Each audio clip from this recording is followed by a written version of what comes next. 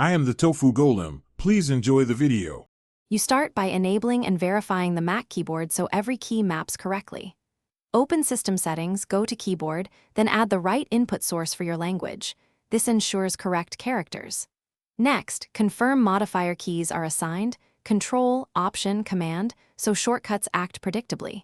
If you use Bluetooth, pair now and check battery percentage. Wired keyboards must be firmly connected. Once done, open Keyboard Viewer to press each key visually and confirm it registers before moving to customization. Now you customize behavior and learn the core actions that speed up work. Change key repeat and delay settings so typing and held keys respond how you expect. This reduces errors. Then open shortcuts to create or remap shortcuts. Assign 1 or 2 per app to automate repetitive tasks.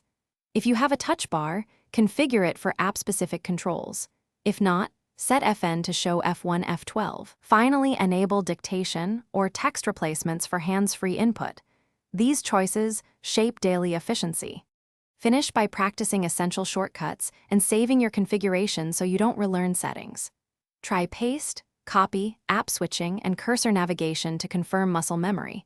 Once comfortable, export or sync your layout via iCloud for another Mac. Make sure function keys and special media keys behave as expected during real tasks. If something goes wrong, open Keyboard Viewer to watch key input, repair Bluetooth, and as a last resort, reset PRAM or SMC. This single troubleshooting tip often restores odd keyboard behavior. Thanks for watching. Consider subscribing if we helped you today.